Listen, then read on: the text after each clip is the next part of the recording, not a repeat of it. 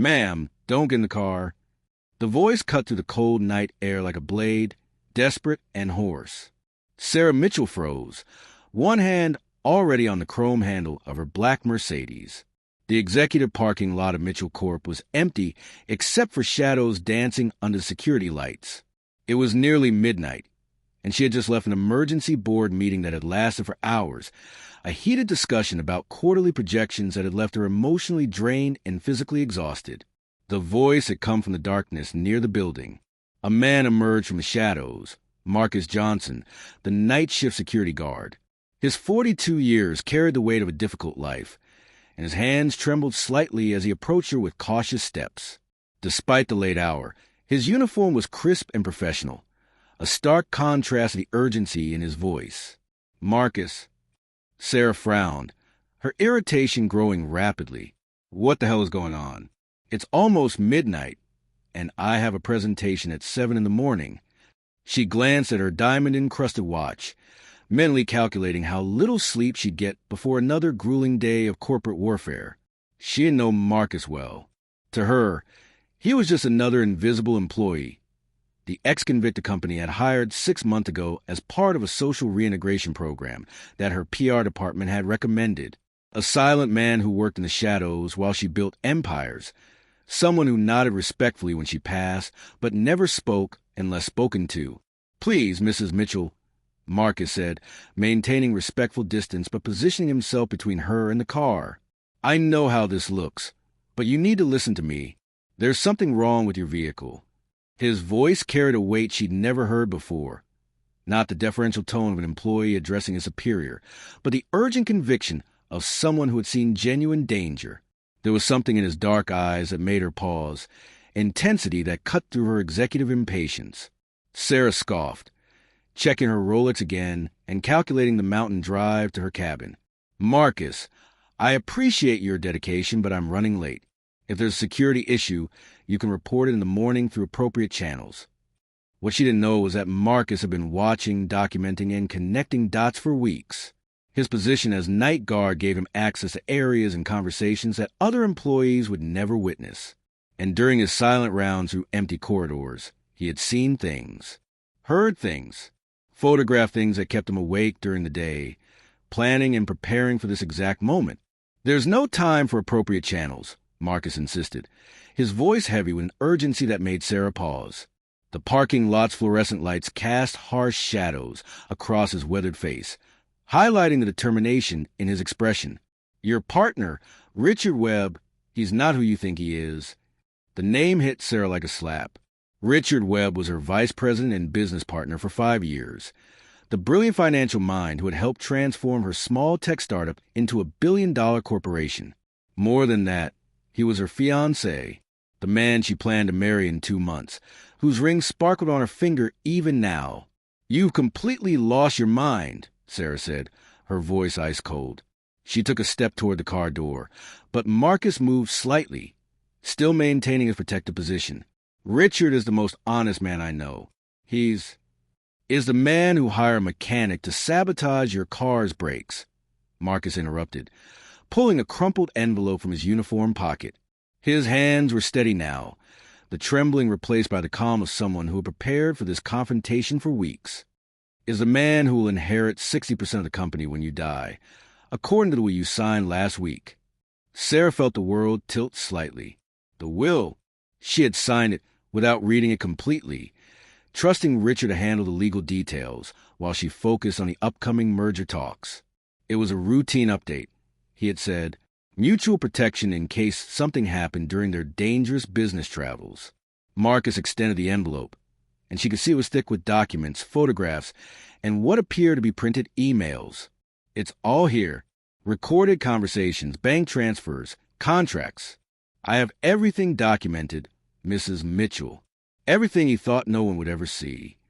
For a moment that stretched like eternity, Sarah looked at this man, an ex-convict she barely knew, offering evidence that the love of her life wanted to murder her.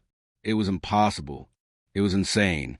Richard brought her coffee every morning, remembered her favorite flowers, held her when she cried about her father's death.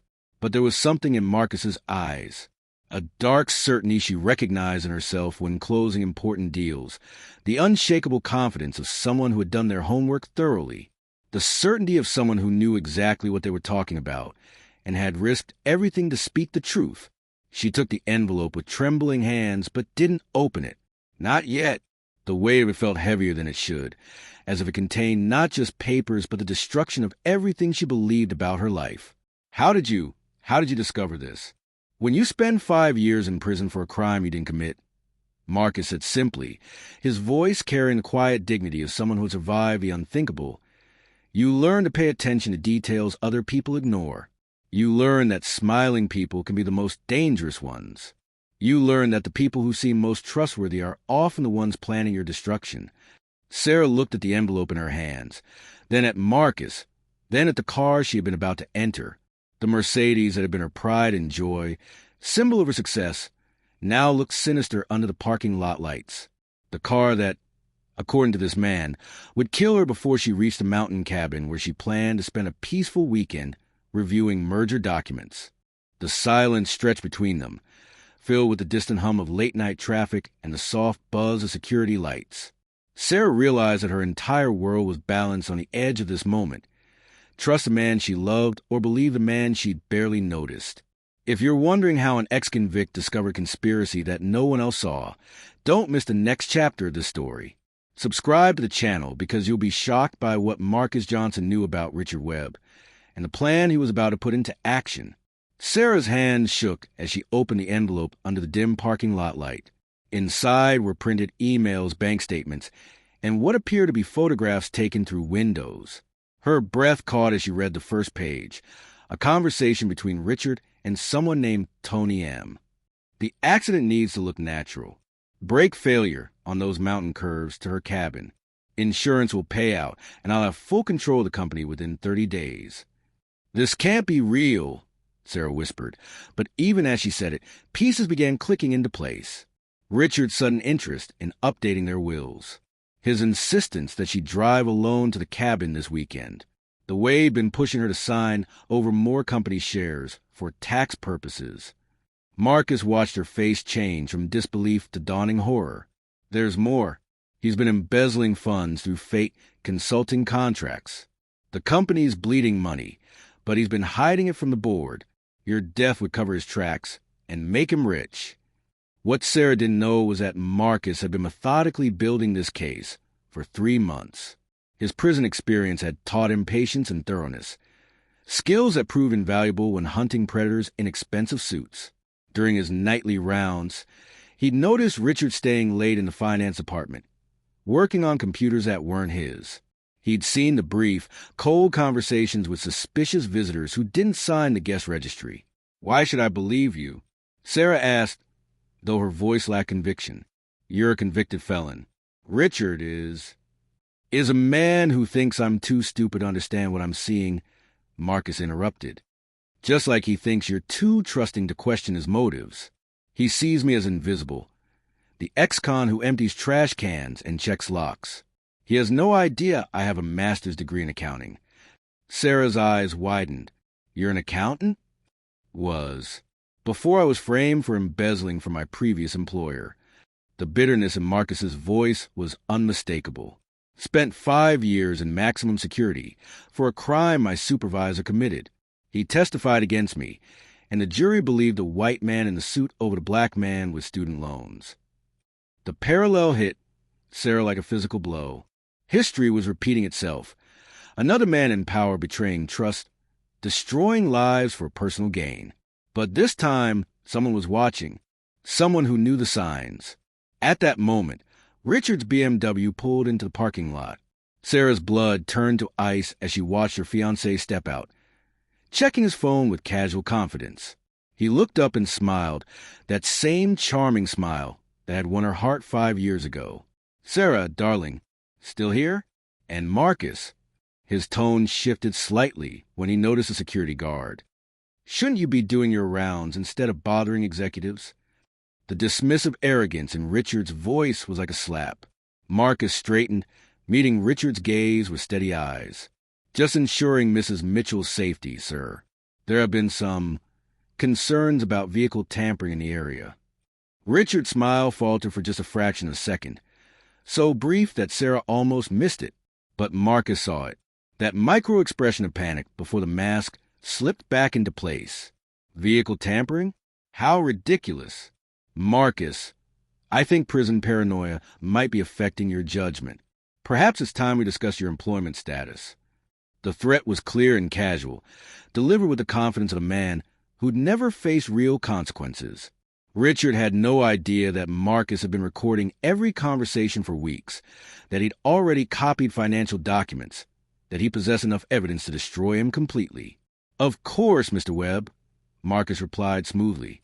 "I'm sure Mrs. Mitchell appreciates your concern for her safety." As Richard walked toward the building entrance, claiming he'd forgotten something in his office, Sarah noticed details she'd previously ignored. The way he'd immediately tried to discredit Marcus. The slight panic when vehicle tampering was mentioned, the threat disguised as concern. "He's going to try to silence you," she said quietly to Marcus. "Let him try," Marcus replied, patting his pocket where a small recording device was hidden. "I've been preparing for this moment since the day I realized what he was planning.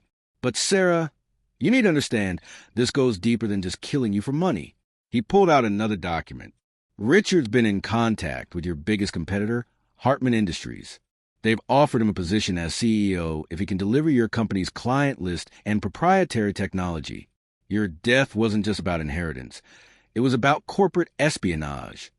The weight of betrayal crashed over Sarah like a tsunami. The man she loved, the man she was planning to marry, had systematically planned not just her murder, but the destruction of everything she'd built. As Richard emerged from the building, his expression had changed. Gone was a casual confidence, replaced by something harder, more calculating. He'd made a decision. "Sarah, we need to talk privately," he said, his voice carrying an edge she'd never heard before. "Marcus, you're dismissed. Permanently." But Marcus didn't move. Instead, he stepped closer to Sarah, and for the first time in months, she felt truly protected. This ex-convict, this man she'd barely noticed, was the only person standing between her and a betrayal so deep it threatened to destroy everything. What neither Sarah nor Richard knew was that Marcus had spent the last week setting up a trap so elaborate, so carefully constructed, that when it sprung, it would expose not just Richard's crimes, but an entire network of corruption that reached far beyond Mitchell Corporation. The hunter was about to become the hunted, and the man they dismissed as invisible was about to prove just how dangerous underestimation could be.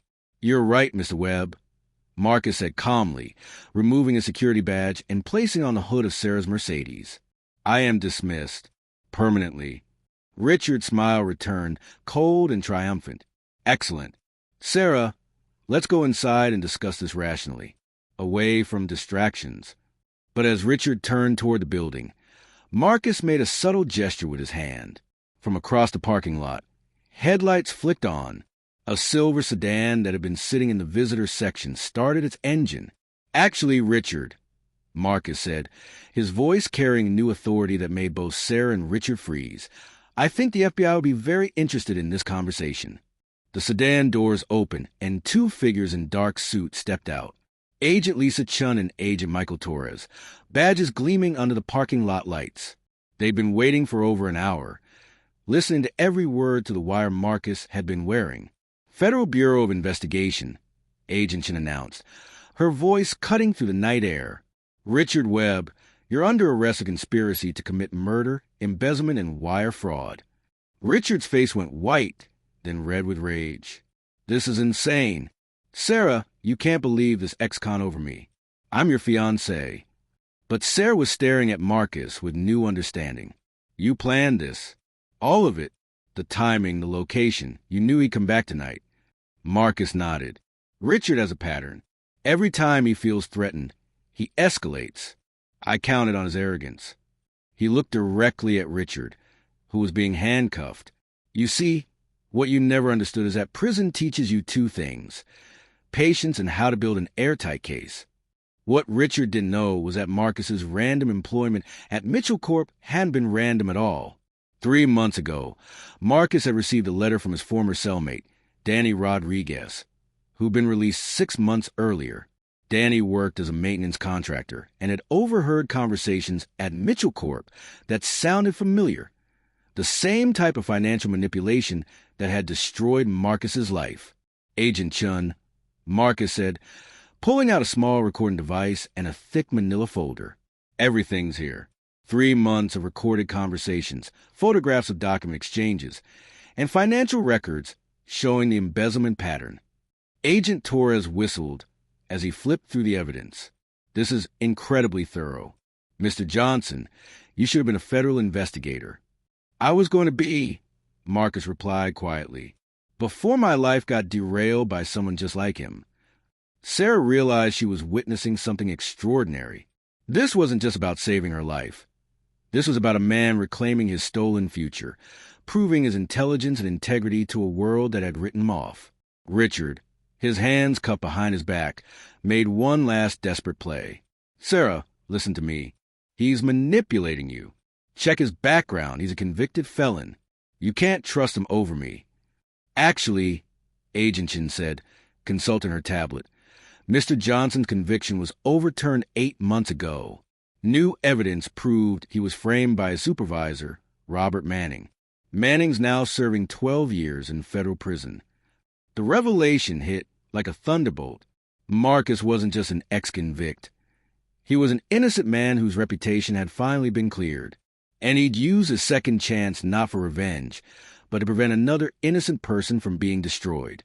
You've been watching Richard for months, Sarah said, the full scope of Marcus's operation becoming clear. The night shift position, the timing, you orchestrated all of this. I learned about Richard's pattern from Danny, Marcus explained. Charm, manipulation, betrayal. The same playbook that destroyed my previous life. But this time, I wasn't going to be the victim. Agent Torres was reading Richard's rights. But Richard kept shouting over him, this is entrapment. He set me up. He's just a security guard. Actually, Marcus said, pulling out an official-looking document. As of tomorrow, I'll be the new head of security for Mitchell Corporation. Sarah offered me the position this afternoon, though she didn't know about tonight's operation. Sarah's eyes widened. She had indeed promoted Marcus that afternoon, impressed by his detailed security reports and recommendations. She'd had no idea she was giving him the perfect cover for his investigation. Richard's composure finally cracked completely. You think you've won? You have no idea how deep this goes. Hartman Industries has people everywhere. They'll destroy both of you. Agent Chun exchanged glances with her partner. Mr. Webb just gave us probable cause to investigate Hartman Industries. Thank you for that confession. As the agents led Richard away, he turned back one last time. Sarah, you're choosing a criminal over me, over everything we built together. No, Sarah said, her voice steady and strong. I'm choosing the man who saved my life over the man who tried to end it. Marcus watched Richard disappear into the back of the federal sedan, but there was no satisfaction in his eyes. Only a quiet determination. Sarah, there's something else you need to know. Richard wasn't working alone inside your company. He had help from someone on your board of directors. The night wasn't over. In fact, Marcus's master plan was just beginning to unfold, and the man who'd been dismissed as invisible was about to expose conspiracy that reached the highest levels of corporate America. The board member you're talking about, Sarah said slowly, her mind racing through possibilities. Who is it? Marcus pulled out his phone and showed her a series of photographs taken through office windows. Dr. Patricia Hartwell, your longest-serving board member and supposedly closest friend. Sarah felt the world tilt again. Patricia had been her mentor, the woman who'd encouraged her to start Mitchell Corporation. They'd shared countless dinners, vacations, confidences. That's impossible. Patricia introduced me to Richard. She recommended him for the vice president position. Exactly, Marcus said grimly. She orchestrated everything. Richard was her recruitment, her weapon, but she made one crucial mistake. She underestimated the night security guard who emptied her office trash. Agent Chen's radio crackled. Chen here. Go ahead. We've got Dr. Hartwell in custody at her residence, came the voice through the radio. She was attempting to board a private jet to Switzerland. had $2.3 million in cryptocurrency wallets and a falsified passport. Sarah staggered backward, catching herself against a Mercedes. 20 years of friendship, mentorship, and trust, all a lie. But why? Patricia has her own company, her own wealth. Had, Marcus corrected. Hartwell Pharmaceuticals has been bankrupt for 18 months. She's been using her position on your board to funnel Mitchell Corp contracts to shell companies she controls. When that wasn't enough, she partnered with Hartman Industries to orchestrate a complete takeover. Agent Torres appeared at Marcus's side, holding an evidence bag containing a laptop. Mr. Johnson, your information was spot on. We found the kill switch software on Dr. Hartwell's computer, designed to crash Mitchell Corp's servers after Sarah's death, making the company vulnerable to a hostile takeover. The scope of the betrayal was staggering. This wasn't just about murder for inheritance. It was about destroying everything Sarah had built and handing the pieces to her competitors. From the FBI vehicle, Richard began screaming as he realized how completely he'd been outplayed. You don't understand. She promised me the CEO position. Patricia said we'd run everything together after Sarah was gone. Agent Chin shook her head in disgust. Dr. Hartwell had a very different plan, Mr. Webb. According to the documents we seized, you were supposed to die in a car accident 6 months after Sarah's death. She never intended to share power with anyone. The revelation hit Richard like a physical blow. He'd been willing to murder the woman he claimed to love, only to discover he was marked for death himself. His face contorted with rage and disbelief as the full scope of his manipulation became clear. Marcus, Sarah said, turning to face him with newfound respect. How long have you been planning this operation? 8 months, Marcus replied. Since the day my conviction was overturned and I learned that Patricia Hartwell had testified as a character witness for Robert Manning, the man who framed me. She specializes in finding desperate people and turning them into weapons. Sarah's phone buzzed with an emergency alert. Stock prices for Hartman Industries were plummeting as news of the FBI arrest spread. In contrast, Mitchell Corp's pre-market trading was surging as investors realized the company had been saved from internal destruction. Agent Chin approached Sarah with a tablet showing financial records. Mrs. Mitchell, we need you to understand the full scope of what Mr. Johnson prevented. Dr. Hartwell and Mr. Webb had planned to liquidate your company's assets within 60 days of your death. 3,000 employees would have lost their jobs, and your proprietary technology would have been sold to foreign competitors. Marcus watched Sarah process the magnitude of what had been saved, not just her life, but the livelihoods of thousands of people who depended on Mitchell Corporation. There's one more thing, Sarah. The mechanic who was supposed to sabotage your brakes. He contacted me yesterday. Patricia offered him an additional $50,000 to make it look like I was responsible for your death. Even in victory, she was planning to destroy another innocent person. The systematic cruelty of it took Sarah's breath away. Patricia hadn't just planned murder. She'd planned to frame the only person who could have saved Sarah, ensuring that the truth would die with them both. Richard made one final attempt at manipulation, shouting from the patrol car, Sarah, I loved you. I never wanted to hurt you. Patricia manipulated me too. But Sarah looked at Marcus, the man who'd risked everything to save her life, who'd spent months building an airtight case while working a minimum wage job, who'd turned his wrongful conviction into the wisdom needed to prevent another injustice. Love doesn't plan murder, Richard, she said quietly. Integrity saves lives. As the FBI vehicles drove away with their prisoners, Sarah realized that the man she'd barely noticed had not only saved her life, but had also preserved everything she'd worked to build. Marcus Johnson hadn't just prevented a crime. He'd exposed a conspiracy that reached the highest levels of corporate America, proving that sometimes the most invisible people see everything.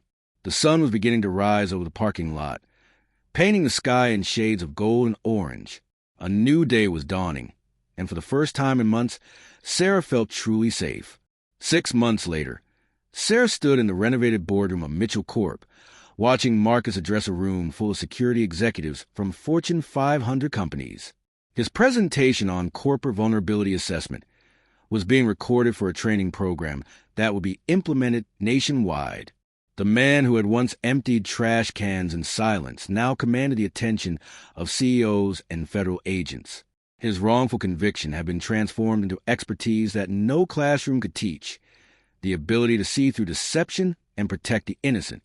The key to preventing corporate espionage, Marcus explained to his audience, is understanding that the greatest threats often come from those we trust most. Predators rely on our blind spots, our assumptions about loyalty and friendship. Sarah smiled as she watched him field questions with the confidence of someone who had survived the worst and emerged stronger. After the arrest, she had made Marcus chief security officer of Mitchell Corp, with salary that reflected his true value, not as a minimum wage guard, but as a man who had saved a billion-dollar company. The consequences for conspirators had been swift and permanent. Richard Webb received 15 years in federal prison for conspiracy to commit murder and embezzlement. His assets were seized to pay restitution to Mitchell Corp, leaving him with nothing but the orange jumpsuit he now wore daily. Patricia Hartwell fared even worse. 22 years for orchestrating the entire conspiracy, plus additional charges related to the bankruptcy fraud of her own company. At 68 years old, she would likely die in prison. The woman who had built her career destroying others had finally faced someone who fought back with intelligence instead of violence. Hartman Industries had collapsed entirely once the FBI investigation revealed their systematic pattern of corporate sabotage. 17 executives were indicted, and the company's stock became worthless overnight. Their attempted hostile takeover had backfired spectacularly, proving that corruption eventually devours itself. Mitchell Corp, meanwhile, had never been stronger. Without Richard's embezzlement draining resources and Patricia's sabotage undermining operations, the company's true value had emerged. Sarah had used the crisis to implement new transparency measures and employee profit-sharing programs that made her workforce fiercely loyal. Mrs. Mitchell, Agent Chin approached after Marcus's presentation. "I wanted you to know that Marcus's work on the Hartwell case led to 17 additional arrests across 4 states. He's helped us crack a network we've been investigating for 3 years." Sarah watched Marcus shake hands with executives who now sought his consultation services. "He's remarkable. I'm just ashamed it took a near-death experience for me to see what was right in front of me." Marcus joined them, overhearing the comment, "Sarah, you saw it when it mattered most. You believed an ex-convict over your fiancée when everything logical told you not to." Agent Torres, who had become a friend during the investigation, laughed. "She also promoted you to head of security before she knew about your operation. I'd say she's got good instincts." The irony wasn't lost on any of them. Sarah's decision to give Marcus a chance through the reintegration program had saved not just her life, but her entire company. The man society had written off as a criminal had proven to be the most moral person in the room. That evening, Sarah and Marcus stood in the empty executive parking lot where everything had begun 6 months earlier. The Mercedes that would have killed her had been replaced by a new model, but more importantly, she had replaced a naive trust that nearly destroyed her with genuine wisdom. "Do you ever think about what would have happened if you hadn't spoken up that night?" Sarah asked. Marcus considered the question carefully. "I think about the 3,000 people who would have lost their jobs. I think about the innovative medical devices your company develops that save lives. Some things are bigger than personal safety." Sarah studied his face in the parking lot lights, seeing not the ex-convict she had initially perceived, but a man of extraordinary integrity who had transformed his suffering into a shield for others. "Marcus, I owe you my life." "No," Marcus replied simply. "You owe yourself credit for listening when it mattered. That's something money can't buy and power can't fake, the wisdom to recognize truth, even when it comes from unexpected sources." As they walked toward the building together, the CEO and her chief security officer, partners in rebuilding what betrayal had nearly destroyed, Sarah reflected on the lesson that had almost cost her everything. The people we dismiss as invisible often see us most clearly. The voices we're tempted to ignore might be the ones speaking the most important truths. And sometimes, the person who saved your life is the one you never thought to value. Marcus Johnson had proven that the best revenge isn't destroying your enemies. It's succeeding so completely that their betrayal becomes the foundation of your triumph. He had turned wrongful imprisonment into wisdom, minimum wage work into expertise, and society's rejection into an opportunity to protect others. They had tried to silence him, dismiss him, and use him. Instead, he had exposed them, defeated them, and ultimately surpassed them. The ex-convict had become the Guardian, and the Guardian had become the hero. If you've ever been underestimated or written off because of your past, remember Marcus Johnson's story. Subscribe to this channel for more stories that prove the most powerful weapon against injustice isn't anger or revenge. It's intelligence, patience, and the unshakable determination to protect others from the predators who nearly destroyed you.